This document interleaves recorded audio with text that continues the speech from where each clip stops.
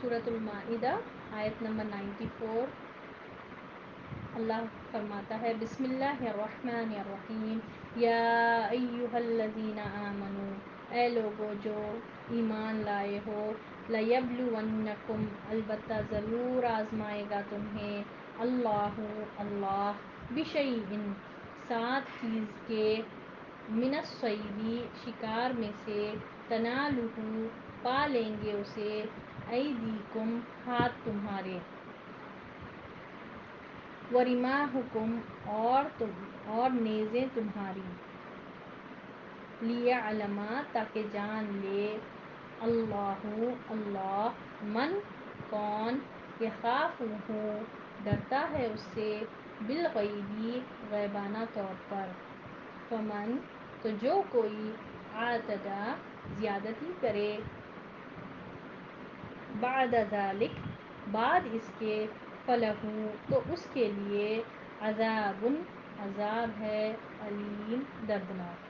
تو اس آیت میں اللہ سبحانہ و تعالیٰ فرماتا ہے اے لوگو جو ایمان لائے ہو، لیبلونکم، البتہ ضرور آزمائے گا تمہیں، اللہ تعالیٰ ہم سب کو برابر ٹیسٹ کرے گا، یہاں پر ذکر ہے اس کا. اب اگر ہم اس آیت پہ غور کریں تو دیکھیں اللہ تعالیٰ فرماتا ہے ہر ایک چیز کا، شکار میں سے. اب ہوا یہ تھا کہ اس دور میں صحابہ رضی اللہ تعالیٰ عنہم کی جو فیوریٹ ہابی تھی وہ ہے شکار. ٹھیک ہے، شکار بہت زیادہ کرتے تھے، اور اہل عرب میں بہت مشہور معروف عادت تھی یہ کہ یہ جو ہے نا شکار کھیلتے تھے. اب حالت احرام میں شکار کھیلنا منع کیا گیا ہے اس دور میں. ٹھیک ہے، کوئی چیزیں نہیں تھیں اس دور میں، 1400 سال پہلے کی بات ہے بھائی. تو ان کو جو ٹیسٹ کے طور پر دیا گیا تھا حالت احرام میں، وہ شکار کھیلنا منع کر دیا اللہ تعالیٰ نے کہ حالت احرام میں شکار، خشکی کے جانوروں کا شکار نہیں کرنا ہے.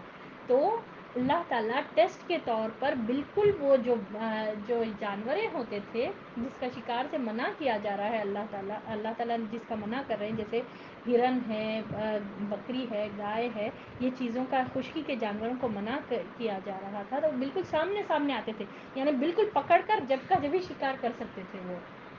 تو مگر اللہ تعالیٰ منع کر رہا ہے، اور ڈیفینیٹلی اللہ تعالیٰ پھر آزمائے گا. ٹھیک ہے، اب اللہ تعالیٰ جو چیز ہم کو منع کیا نا، وہ چیز ہمارے سامنے لا کر اللہ تعالیٰ دیکھنا چاہتا ہے کہ واقعی میں کتنا تمہارا ایمان صحیح ہے یا نہیں ہے. اللہ تعالیٰ کے تم کو علم ہو گیا ہے، کیا اللہ تعالیٰ تمہیں ایسے ہی چھوڑ دے گا؟ سبحان اللہ. سورۃ الکہف ہم پڑھتے ہیں جمعے کو، اس میں اللہ فرماتا ہے کیا تم یہ سمجھ بیٹھے ہو کہ تم بس ایمان لائیں گے تو اللہ تعالیٰ ایسے ہی چھوڑ دیں گے؟ لا الہ الا اللہ پڑھ لیے بس جنت میں ٹھنڈے ٹھنڈے داخل ہو جائیں گے، اے سی میں رہ کر، چھت کے اندر رہ کر، ہوا میں بیٹھ کر، بس اپنی مرضی کا کھانا کھا کر ہم کو جنت مل جائے گی؟ ہرگز ایسا نہیں ہوگا. اللہ تعالیٰ آزمائے گا، دیکھے گا اللہ تعالیٰ کہ کون کھرا سونا ہے، کون کھوٹا ہے. اللہ دیکھنا چاہتا ہے، تو اس کے لیے آزمائش میں ڈالے گا. وہ شخص جس کو منع کیا جا رہا ہے وہی چیزیں سامنے لا کر ایک اٹریکشنز کے طور پر اللہ تعالیٰ ہمارے سامنے لے کر آتا ہے، تو وہ دیکھتا ہے اللہ تعالیٰ کہ کون بچتے ہیں. تو اس دور میں صحابہ رضی اللہ تعالیٰ عنہم جب قرآن نازل ہو رہی تھی تو ان کے لیے حالت احرام میں خشکی کا شکار منع ہے. آج بھی منع ہے، مگر اب وہ شکار وغیرہ کا معاملہ اب نہیں رہا. ٹھیک ہے، بہت کم لوگوں کا یہ معاملہ رہا بھائی. اب تو بہت یہ شکار وغیرہ کرنا تو بہت دور کی بات ہے. عمرہ کرنا ہی اتنا آسان ہو گیا ہے، اتنی جلدی سفر، پہلے تو سفر ہی کتنا ہی مشکل ہوتا تھا. خیر، تو اللہ تعالیٰ کہہ رہا ہے کہ اللہ تعالیٰ شکار کے معاملے میں آزمائے گا جو تمہارے بالکل ہاتھ کے قریب ہوں گے، تمہارے نیزے کے قریب ہوں گے، بالکل سامنے آئیں گے. تو اللہ تعالیٰ کیا وجہ ہے، کیوں آزمائے گا اللہ تعالیٰ؟ اسی طرح ہمارے لیے بھی یہ آیت ہے کہ اللہ تعالیٰ بھی ضرور ہمارے زندگی میں ٹیسٹ رکھے گا. جس طرح سورۃ البقرہ کی آیت ہے وَلَنَبْلُوَنَّكُمْ بِشَيْءٍ مِّنَ الْخَوْفِ وَالْجُوعِ وَنَقْصٍ مِّنَ الْأَمْوَالِ وَالْأَنفُسِ وَالثَّمَرَاتِ. سب کے ان میں سے کسی ایک چیز میں ٹیسٹ چل رہا ہے. کبھی جو ہے نا یہ ٹیسٹ پھر کبھی خوف کا ہوتا، کبھی جان اور مال کے نقصان سے ہوتا، کبھی جو ہے نا اللہ تعالیٰ پھلوں کے رزق کی کمی میں کرتا، جاب چلے جاتی، کبھی جو ہے نا انسان کو اپنی جان کا خوف آ جاتا، کبھی جان پر آزمائش آ جاتی، کبھی اولاد کی آزمائش آ جاتی. اللہ تعالیٰ بولے یہ part and parcel of life ہے، یہ تو ہوگا ہی ہوگا، ہر ایک کو کرنا ہے، چاہے مسلمس ہو یا نان مسلمس ہو، ہر ایک کی آزمائش ہے. مسلمانوں کے ساتھ، ایمان کے ساتھ آزمائش ہے. ہم ایمان ہمارا لیول کتنا ہم اٹھانا چاہتے ہیں آزمائشوں میں دیکھ لیں.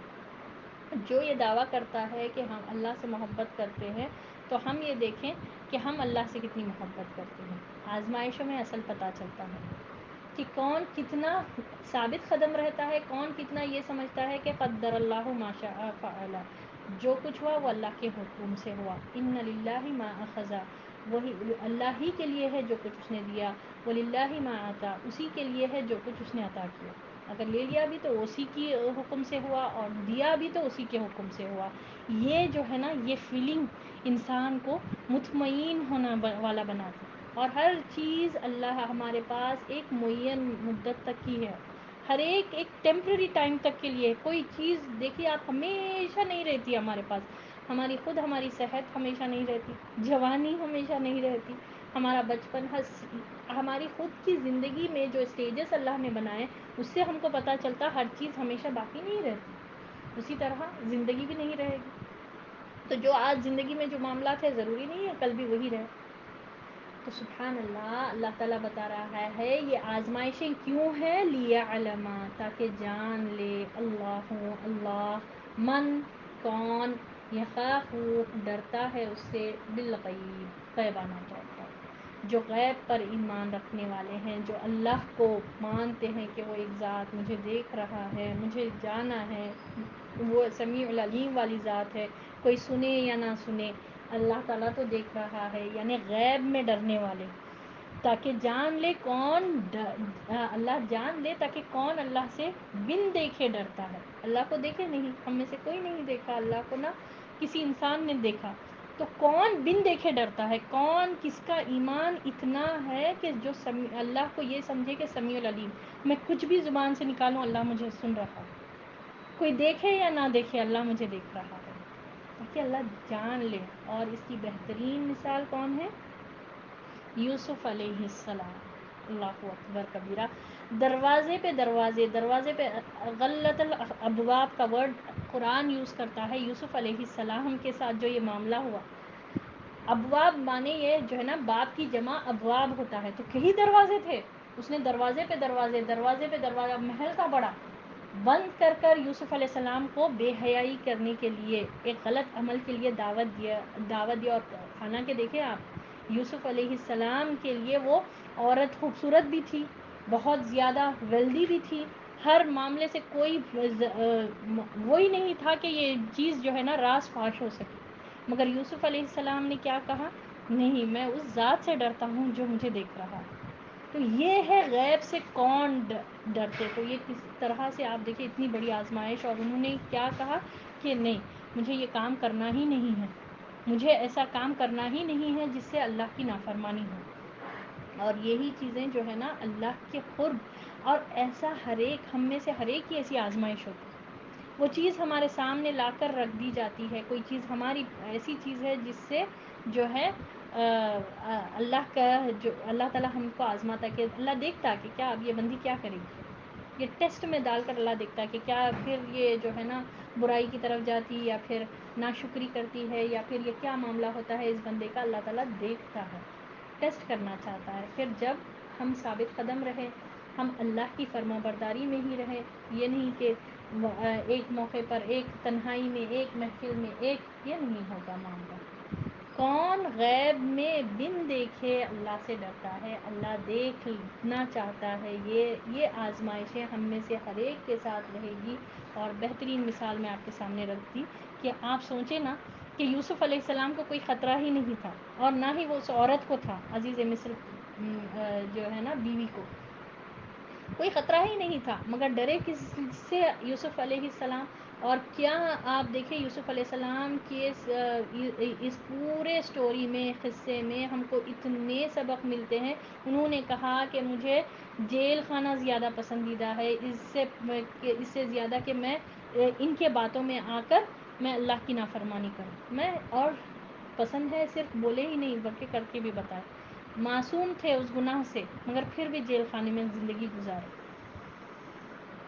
آپ اور ہمارے لیے بہت بڑا سبق ہے یہ، بہت بڑا. اور اللہ نے اس کو احسن القصص کیوں کہا؟ کیوں احسن القصص ہے یہ؟ سبحان اللہ. ہم دیکھیں وہ تو بہرحال یہ ایک بہت بڑی مثال ہے. تو اللہ اس سے ہم کو بتا رہا ہے کہ تاکہ جان لے کہ کون اللہ سے غیب میں ڈرتا ہے. اور آگے اللہ فرماتا ہے تو جو کوئی یعنی جو یہ ٹیسٹ ہوگا اور جو کوئی فمن تو جو کوئی اعتدا زیادتی کرے بعد ذالک اس کے بعد فلہو تو اس کے لیے عذاب علیم عذاب ہے دردناک. اب یہاں پر بات ہے شکار میں آزمانے کی یعنی حالت احرام میں شکار سے آزمایا گیا اور ایک بھی لٹرلی ایک بھی کوئی پروف نہیں ملتا کہ کوئی صحابہ رضی اللہ تعالیٰ عنہم کوئی ایسا کام کرے. سب لوگ جو ہے نا اس کے لیے یعنی اس کو کرتے رہے یعنی اس پر عمل کرے جو اللہ کا حکم آیا اور جو نہیں مانے ان کے لیے اللہ کہتا ہے کہ ان کے لیے تو دردناک عذاب ہے. تو یہ تھا آج کی ہماری آخری آیت. دوبارہ سے ہم ریوائز کر لیتے ہیں.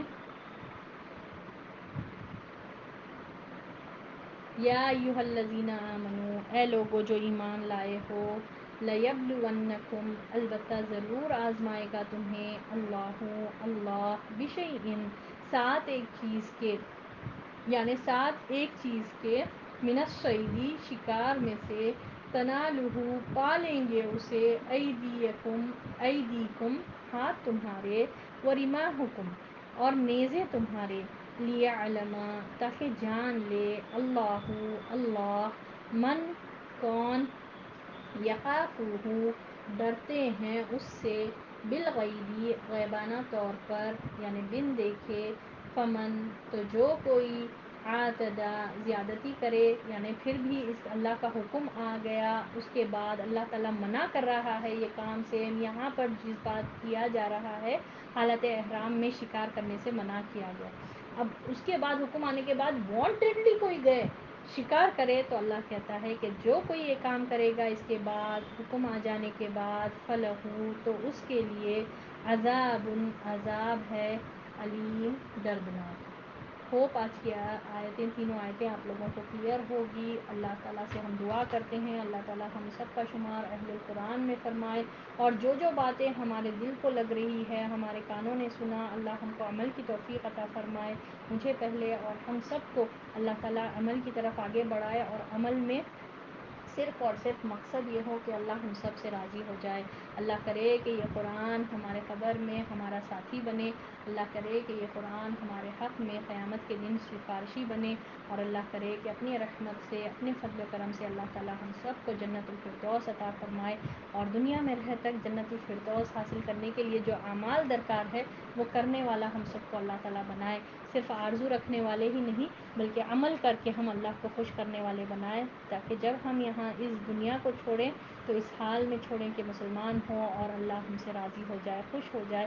اللہ کرے کہ اللہ ہم سب کا شمار عباد الرحمن میں ہو. اللہ ہم سب میں وہ کوالٹیز عطا فرمائے جس سے اللہ ہم کو پسند فرماتا ہے اور اللہ کرے کہ اللہ تعالیٰ ہم سب کا شمار اہل القرآن میں فرمائے. اللہم آمین یا رب العالمین. وآخر الدعوانا ان الحمد للہ رب العالمین. سبحان ربک رب العزة عما یصفون وسلام علی المرسلین والحمد للہ رب العالمین. سبحانک اللہم وبحمدک نشہد ان لا الہ الا انت نستغفرک ونتوب الیک. السلام علیکم ورحمۃ اللہ وبرکاتہ.